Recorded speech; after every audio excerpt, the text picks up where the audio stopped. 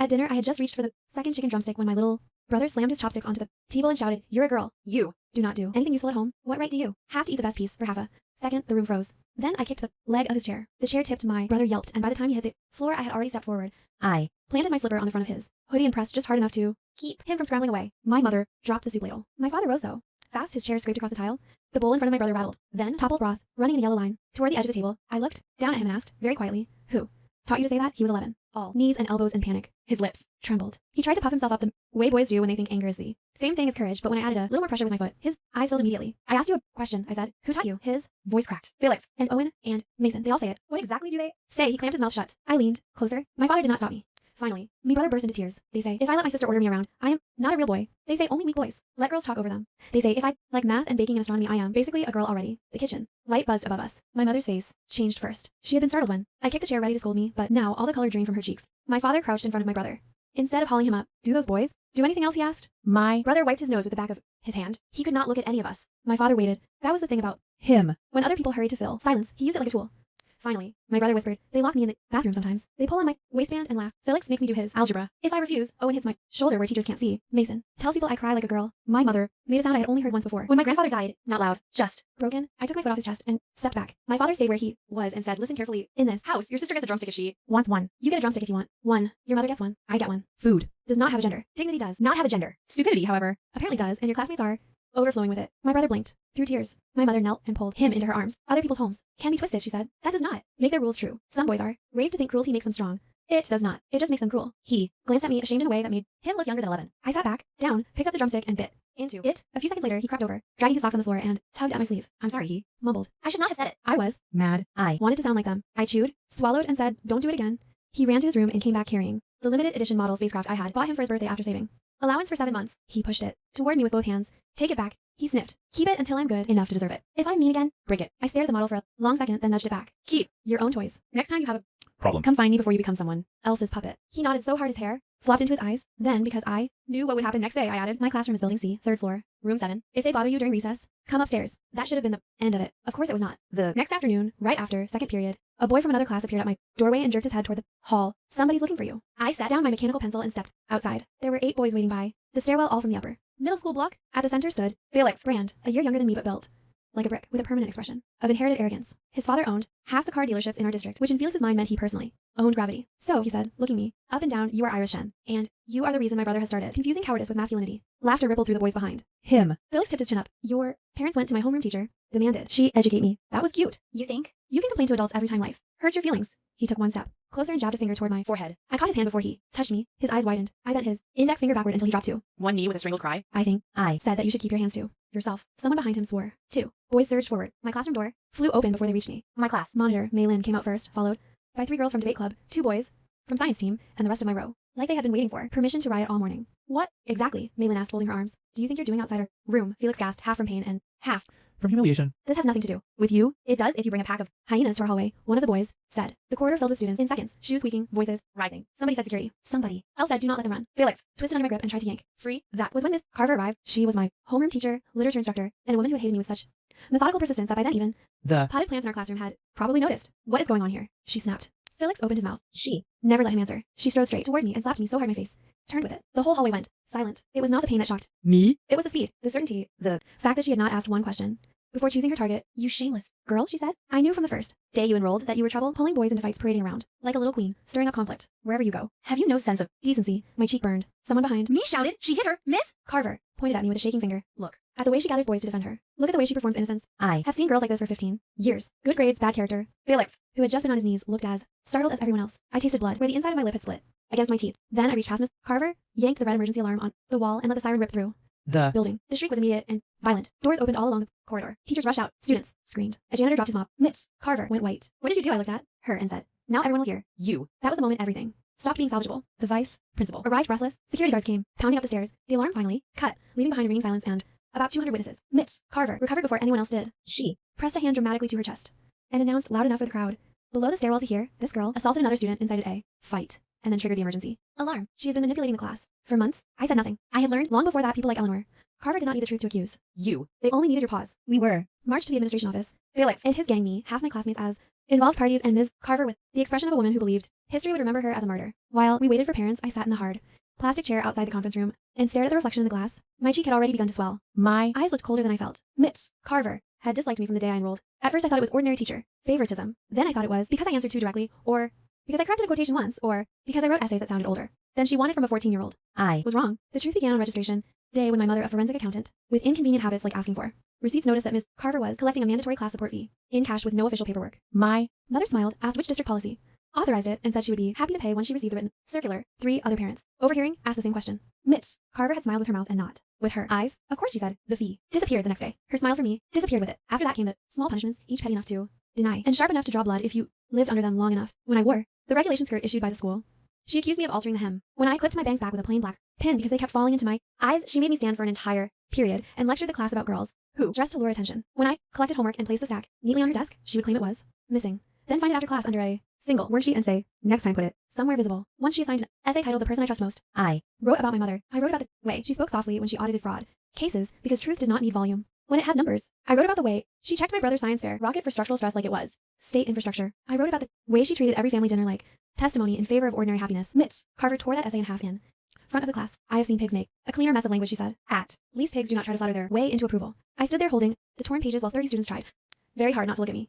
From then on, I stopped raising my hand in her class. She interpreted silence as guilt and speech as performance. There was no correct way to exist under her gaze. Later, classmates told me they had heard her mutter things in the staff room. Pretty mothers raise sly daughters. Stable homes breed arrogance. Girls who know they are clever become dangerous. I never repeated any of that to my parents. Not because I was protecting Ms. Carver, because I knew exactly what my mother would do with information like that, and I was trying foolishly as it turned out to save the school from itself. By the time my parents arrived at the office that afternoon, the situation had already fermented. Felix's father reached first, not alone, but with his wife and a phone mounted on a stabilizer, live streaming to what was apparently his loyal army of local followers. He made his entrance as if the district had built the school solely to frame his victimhood. This girl, he announced to the phone camera before he even sat down, beat my son. You are all seeing this live. She is older, bigger, violent, and the school still has not removed her. The comment count on his screen moved so fast it looked like rain. Felix's mother wrapped him in her arms and wailed as though he had returned from war. My brother, had he been there, would have diagnosed the crying as fake in under 2 seconds. Miss Carver took one look at the live stream and straightened in her chair. She dabbed theatrically at the corner of one eye, then touched the bandage the school nurse had placed near her hairline after she would banged it against the office door in the post-alarm chaos. This is exactly what I deal with, she told the camera. I have tried to guide Iris for months, but she is vain, provocative, manipulative. Today she lured boys into a conflict, injured a younger student, and then endangered this whole building by pulling an alarm. My mother stood very still beside me. If you did not know her, you might have thought she was calm. If you did know her, you would have begun apologizing to the furniture. My father touched my shoulder, once lightly, not to restrain me, but to say I was not alone. Then he turned to Felix's father and said, since you have decided this is a public event, let us be thorough. It was almost funny how quickly the room changed. Bullies depend on momentum. So do weak adults. Once someone with a steady pulse refuses to be swept along, everything starts tripping over itself. My mother took out her tablet. The first file she opened was not a video of me. It was a scanned copy of my brother Noah's science journal. Felix's mother frowned. What does this have to do with anything? Read page 19, my mother said. She did not. Wait. She read aloud herself. April 12th. Felix locked the restroom door and told me he wanted to check if I was really a boy, because real boys do not let girls talk back. Owen laughed. Mason held the door. My mother swiped. May 3. Felix made me carry his bag and call him captain. He said if I told anyone, Iris would be next. Swipe. May 17. They shoved me into the supply closet. I missed half of chemistry. I did not tell mom because she was happy about my telescope picture, and I did not want to ruin dinner. My father placed 3 medical forms on the table, 1 from the school nurse, 2 from urgent care, bruised ribs, wrist strain, anxiety-related stomach pain. Felix's live stream comments changed flavor in real time. Then my mother opened the security footage. The vice principal had resisted at first, muttering about privacy and procedure until my mother had said, wonderful. Then we will have the police request it and discuss why the school delayed preservation in a harassment case. Suddenly procedure had become flexible. On the screen, grainy but clear. Enough. The hallway replayed itself. Felix and his friends cornered me by the stairwell. Felix jabbed his finger at my face. I seized his hand and bent it back. My classmates came flooding out. Miss Carver arrived. She walked straight past the boys and slapped me. No hesitation. No question. Just impact. There was a collective intake of breath in the room. Felix's father actually lowered the phone. Miss Carver began. I was de-escalating by striking a student first. My mother asked. It was discipline. Discipline is not open-handed assault. The vice principal tried to intervene. My father cut him off with a look so level it felt like a ruler placed on a ledger. Not yet, he said. My mother opened another folder. This one contained photos of cash envelopes, screenshots from class group chats, and voice memos I had started keeping 2 months earlier because by then even I had realized silence was not maturity. It was just underfunded evidence. One recording captured Miss Carver in the corridor outside the staff room telling another teacher that girls like me needed to be pressed early before they learned to use their brains as weapons. Another recorded her saying very clearly, if the brand boy rattles the little brother a bit, the sister will learn not to invite parental scrutiny. She had not known my watch was recording when she said it. Most people do not when they are busy mistaking arrogance for privacy. Felix's mother let go of him. Miss Carver's lips moved soundlessly before speech returned. You recorded me. I documented a pattern, I said. It was the first time I'd spoken since entering the office. Every face turned toward me. I continued. You targeted me because my mother asked for written policy on a fake fee. After that, everything I did became proof of some character flaw you had already assigned me. If I spoke, I was showy. If I was quiet, I was cunning. If I wore the uniform correctly, I had altered it. If I wrote well, I was manipulative. Miss Carver said my name like a curse. I did. not raise my voice. Today you slapped me because you thought everyone would believe your version first. That is how. You have been working all semester. Pick A. Girl, define her before she can define herself and count on shame to do the rest. Nobody spoke. Finally, Maylin, my class monitor, stepped forward. I can confirm that, she said. Then another girl did. Then another. One by one, my classmates began listing incidents, the missing homework stacks, the public punishments, the comments about skirts and hair, and girls who tempt trouble, the essays torn, the girls mocked, the boys excused, the parents with gift bags ushered into private chats. By the time the sixth student finished speaking, the vice principal looked like he would have preferred spontaneous combustion. Felix's live stream had not been turned off. The comments were no longer sympathetic to him. Some demanded the school contact the district immediately. Some wanted the recording preserved. Some, more viciously, asked how many girls had already been chewed up by Ms. Carver's version of guidance. Felix's father lunged for the phone, but it was too late. The clip had already spread. There was a specific kind of silence that falls when power realizes it has accidentally produced witnesses. That was the silence in the office. The district safety officer arrived before the police because schools always try one last internal circle before admitting they need the law. The police came 10 minutes later anyway, summoned by my mother when the vice principal first tried to call the alarm incident a misunderstanding among minors. The officers separated statements. They photographed my cheek. They photographed Felix's hand. They photographed Ms. Carver's bandage. When one officer asked whether I had intentionally injured Felix beyond self-defense, I said no. If I had wanted to injure him, the question would answer itself. My mother coughed into her fist to hide a laugh. The officer almost smiled. Miss Carver was placed on immediate administrative leave pending district investigation. Felix and his friends were suspended from campus and referred for juvenile evaluation because the pattern with my brother was too deliberate to dismiss his playground noise. Their parents hired lawyers before sunset. By then the school was already losing control of the narrative. A month after the investigation began, the district invited families to a listening session about student safety. That phrase alone nearly sent my mother into cardiac sarcasm. They want listening after documentation, footage, medical forms, staff testimony, and a police report, she said while buttoning her coat. Marvelous. Perhaps next they will discover gravity.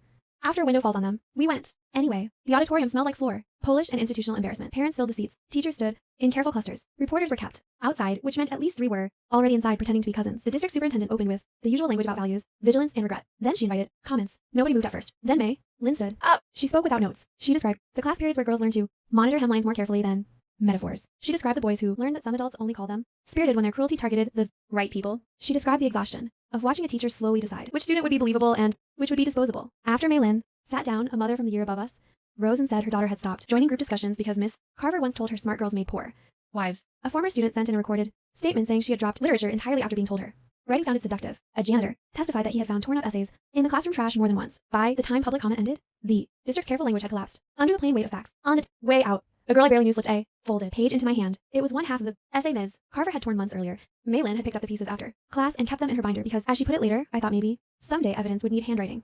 I went to the bathroom, locked the stall, and cried for the first time since the slap. Not because the district was fixing itself. Districts do not fix themselves. People corner them into paperwork. I cried because someone had witnessed my humiliation and, without saying a word, decided my words still deserved to exist. I taped the essay back together that night. It stayed in the top drawer of my desk for years. Miss Carver tried twice to save herself in public. First, she posted a long statement online about misunderstood classroom discipline, out of context, clips, and a campaign by ambitious families. It lasted 4 hours before the comments turned into a demolition site. Then she sent letters. One came to our house, addressed not to my parents but to me. I opened it at the kitchen table while Noah worked through a geometry sheet and my mother balanced expense reports. The handwriting was aggressive even before the words. She said I had ruined her life over one slap. She said girls like me weaponized victimhood. She said no teacher could survive if every impulsive correction became criminalized. She said I would grow into a cold woman whom no one could love, and one day I would understand the cost of humiliating someone older than me. I read the whole thing once. Then I handed it to my mother. My mother read 2 lines, stood up, fetched the paper shredder from the study, and fed the letter into it with the expression of a surgeon removing infected tissue. My father, not looking up from his tea, said, "Should we preserve the envelope?" Yes, my mother replied. We preserve the envelope. The postmark became part of the district file. After Miss Carver violated the no contact guidance recommended during the investigation, that extra thread helped secure the final order barring her from teaching anywhere in the state. Noah began sleeping again. For several months he still left his bedroom door open at night. He said it was because the hallway got stuffy, which was nonsense in winter, but none of us corrected him. Healing is often just fear, being permitted to keep one foolish habit until it grows tired enough to set it down. He kept writing in his science journal. The bullying entries stopped. In their place came moon sketches, pressure, calculations for a new rocket fin, and lists titled things that turn out better. When glued correctly, one entry, months. Later read, Iris did not save me by winning. She saved me by not agreeing with them. I found that line years after he wrote it. He still denies leaving the journal, where I could see it. The school changed. In visible and invisible ways. Visible. Cameras checked weekly. Disciplinary hearings documented. Anonymous reporting. Boxes installed outside the counseling office. Invisible girls sat with their shoulders less folded. Boys laughed differently, as if some jokes now cost too much social air to finish. Teachers stopped using "you know how girls are" and "boys will be boys" in the same breath because they had discovered those sentences could, under sufficient light, turn into evidence. My new homeroom teacher, Mr. Liao, taught literature like he was repairing a church organ no one else believed mattered. He spoke quietly, graded brutally, and once told the class that interpretation without rigor was just decorative laziness. He also made one adjustment on his first day that told me more than any speech. He handed out a printed copy of the school's grievance procedure. Adults are accountable to process, he said. Not only students. Half the class blinked at him as if he had assigned a poem in Martian. I kept that sheet in my bag until it wore soft at the folds. By the end of 9th grade, I was no longer known primarily as that girl from the incident. I was known as the girl who could quote policy sections from memory, who won the city writing prize with an essay on institutional silence, and who once corrected a substitute teacher's misuse of the term disobedience by offering a 3-minute distinction between insubordination, dissent, and protected complaint. The substitute never returned. At home, Noah developed a ritual. Whenever anything good happened, he aced a physics quiz. A meringue held its shape, a meteor. Showers survived cloud cover. He set the best piece of whatever was on the table into my bowl first. At first I rolled my eyes, then I let him. Some apologies are too large to be spoken every day. So, people perform them in smaller units. A drumstick, a sharpened pencil left by your notes, a telescope lens cleaned before dawn. By the time I entered high school, I had acquired a reputation at the district level for being procedurally energetic. This was not a compliment. I accepted it. Anyway, my high school was older, larger, and polished enough to pretend it had outgrown the kind of ugliness I had already seen. It had not. It had only learned to use finer language. There, injustice wore blazers. Teachers did not slap students in hallways. They recommended some more appropriate pathways for scholarship. Girls, they praised confident boys as natural leaders and confident girls as intimidating. They suggested certain club positions required a temperament while looking at girls who had already done 3 times the work. It was cleaner, more strategic, better perfumed. I disliked it at once. So, in 10th grade, I started what later became known initially with mockery, then with gratitude as the Red Folder Project. The idea was simple. Every student who experienced bias, inappropriate comments, retaliatory grading, or administrative irregularities could store copies of relevant material in a shared secure archive, screenshots, dates, witness, names, assignment rubrics, fee notices, meeting summaries, anything. Red folders in the counselor's office for paper. Encrypted. Access for digital records. Nothing public, without consent, nothing frivolous, nothing undocumented. At lunch, one boy laughed and said, "So you want to turn school into court?" I answered, "No. I want to remind court-minded adults that school is not exempt from facts." The archive filled faster than anyone admitted was possible. A music teacher who told girls not to audition for percussion because stage movement is unflattering. A coach who quietly cut 2 scholarship students from travel competition after they asked about expense transparency. A guidance advisor who warned one girl not to list engineering as her first choice because women burn out in those environments. None of these cases alone would have made headlines. Together, they became a map. Maps change what people can deny. By 11th grade, the principal could no longer pretend we were dealing with isolated misunderstandings. The school board demanded a review. Teachers training shifted. Several staff resigned before anyone formally asked them to. The counselor, who had once treated complaints like weather, began forwarding them with startling speed. Once she realized there was now a counter archive proving what she had ignored. Mr. Liao, who had supported the Red Folder Project from the moment he heard the name, once asked me whether I ever got tired. All the time I said, "Then why keep doing it?" I thought of Noah in the bathroom, of Felix's hand on my corridor wall, of Ms. Carver's palm crossing my face because she believed authority was a self-writing alibi. I thought of the taped essay in my drawer. I thought of how often adults describe children as resilient when what they mean is absorbent. Because unfairness compounds, I said. If someone does not interrupt the interest, children end up paying the debt. He looked at me for a long time, then nodded. Once, like a man agreeing to difficult weather. The Red Folder Project won a National Civic Innovation Award the year I turned 17. At the ceremony, I wore a navy dress my mother altered herself. Because department store sizes, she said, were designed by people who hated breath. My father polished his shoes until Noah said he could signal satellites with them. When they called my name, the applause felt unreal in the way all public recognition does when it lands on private bruises. During the question session, a journalist asked whether my project meant I distrusted schools. I distrust systems that ask children to prove they are worth protecting before they are protected. I said, schools can deserve trust. They just can't invoice students for it in advance. That quote ended up everywhere for 3 days. My mother pretended to be annoyed. My father clipped the newspaper. Noah put it on the fridge under a magnet, shaped like Saturn. Later that year, I met Felix again in the least dramatic way possible at a district-mandated restorative conference he had to attend as part of his transfer plan. He had grown taller, so had I. He was not brave enough to look directly at me for the first 10 minutes. The facilitator asked what accountability meant to each of us.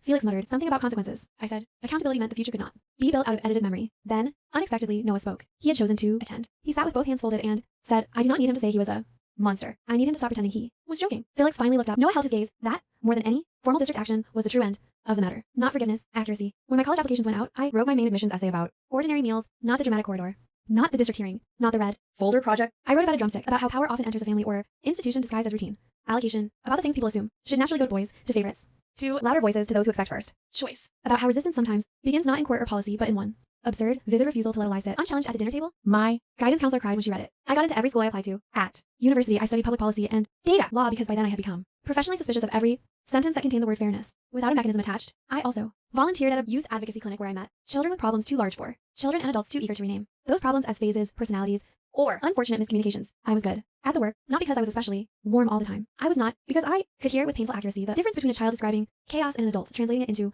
something administratively cheaper. In my second year, the State Education Board invited me to speak on student reporting systems. There was a man on the panel who kept referring to excessive complaint culture. I recognized him as the former vice principal from my middle school. Age had softened nothing except his hairline. When the moderator opened the floor for responses, I said, I'm curious. When adults call documentation excessive, do they mean the paperwork is inaccurate or merely inconvenient? The room laughed. He did not. He mumbled something about context. I smiled. Exactly. After the session, 3 teachers from different districts asked for copies of our archive model. One of them, a principal from a rural county, said quietly, I thought these things did not happen in my school because I never saw them. Now I'm wondering what the children already know. That was the correct question. Years passed. Noah became the sort of young man who could carry flour on one sleeve and a telescope tripod on the other without seeming divided by it. He studied aerospace engineering, fenced badly but enthusiastically, and never once again confused cruelty with adulthood. May then became a civil rights attorney. Mr. Liao finally published a book on educational language he had been threatening to write for years. My mother taught financial literacy courses for women rebuilding after divorce, fraud, or inheritance theft. My father learned to bake one perfect apple tart and treated mastery of that single dessert like a constitutional principle. As for me, I spent my 20s building reporting infrastructures for public schools and juvenile institutions, then designing data systems that made it harder for complaints to disappear into the decorative swamp of internal handling. It was not glamorous work. It was exacting work. I loved it. On the 10th anniversary of the hallway alarm, the middle school invited alumni back for a district reform celebration. I said no 3 times before Noah bribed me with pastry. When I walked those corridors again, they looked smaller. That happens with places that once contained too much of your fear.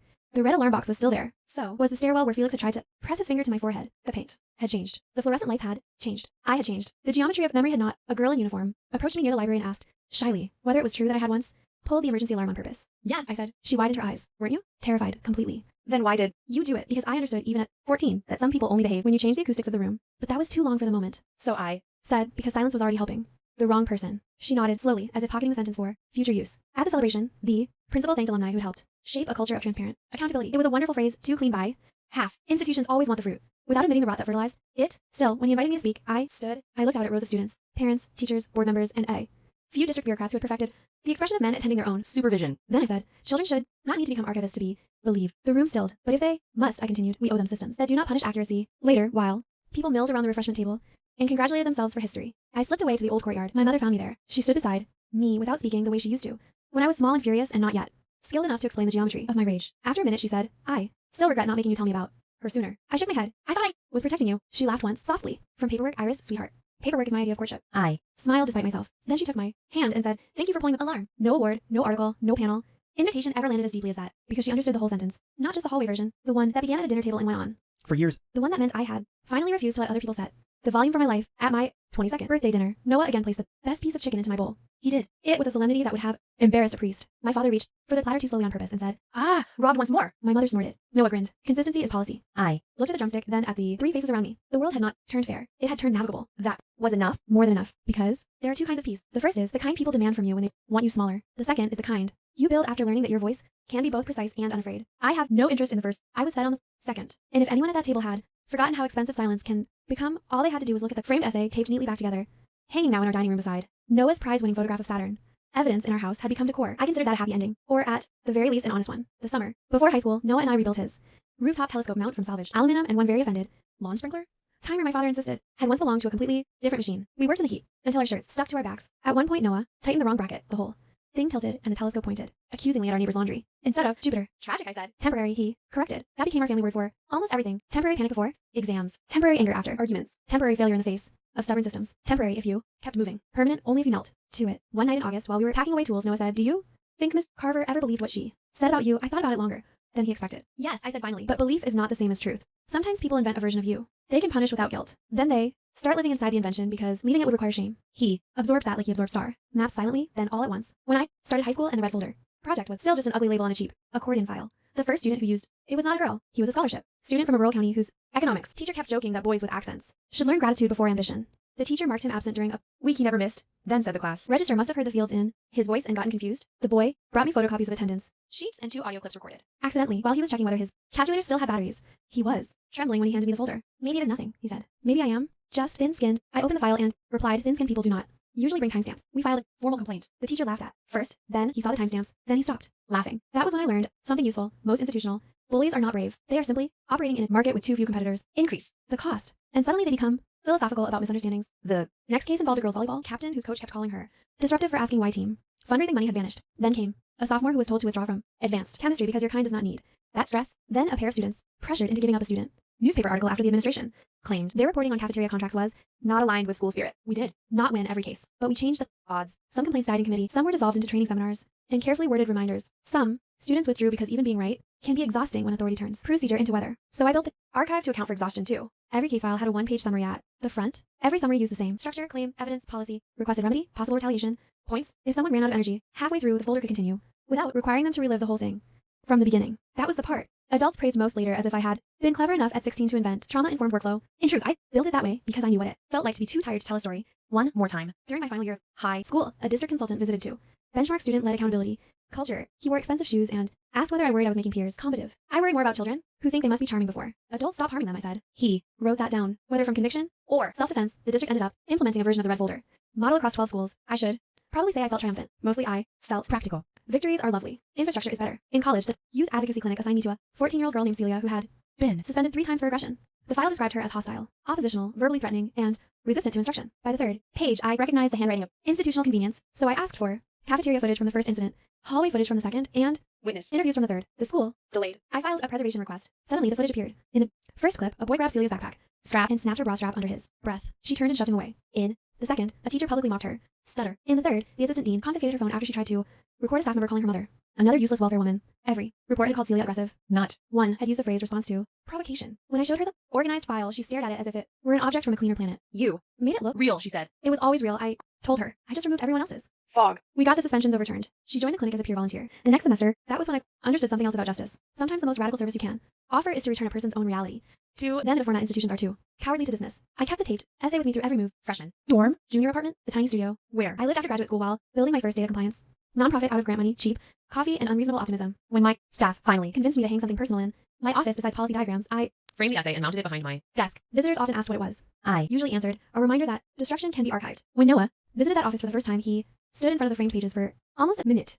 Then he said, you should put the original prompt under it. I laughed. Why? Because then people will know you. We're telling the truth about trusting mom most, so I printed the prompts too. The framed piece became oddly famous in our organization. New hires joke that if you survived onboarding, you earned the right to hear the essay story. Interns left sticky notes under the frame on hard days. Once, after a particularly ugly week involving a district that had buried special needs complaints for 4 years, one of our analysts stood in my doorway and said, I looked at the essay and remembered that evidence does not have to be loud to last. I wrote that down. By 30, I had testified before 2 state committees, helped design reporting, architecture for 4 school systems, and lost patience forever with anyone who described fairness as something that should arise naturally if only children behaved better. Nothing natural protects the vulnerable. People do. Rules do. Records do. Other children do when adults fail. Them. And families do, if they're honest. Enough to admit that love without clarity is just sentiment with nice lighting. On the anniversary of the night Noah insulted me over the drumstick, he invited our parents and me onto the roof after dinner. He had set up the telescope and calibrated it with ridiculous precision. Saturn sat in the eyepiece, patient and ringed and absurdly serene. No speech, he warned. When he saw my expression, Was I about to give one. Yes. He looked at our parents. I just wanted us all up here, because this is the first year I can honestly say none of us are living in reaction anymore. That landed harder than any speech would have. My mother covered her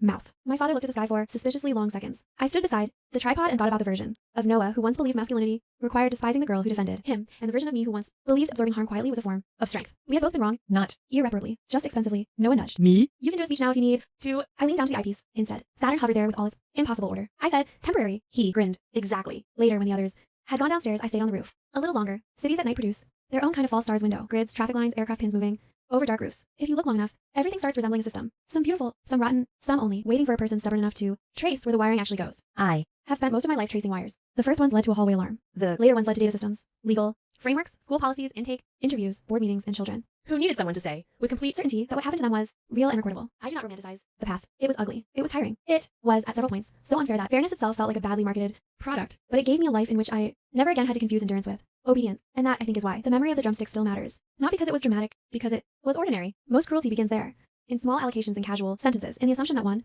child should naturally take less because the table has already decided what they are worth. Change begins there too. In a chair kicked over, in a question asked twice, in a parent who chooses accuracy over comfort, in a brother who learns to apologize with action, in classmates who step into a hallway instead of looking away, in a girl who pulls the alarm because the room has been calibrated for the wrong silence. I know exactly what that kind of beginning costs. I also know what it can build.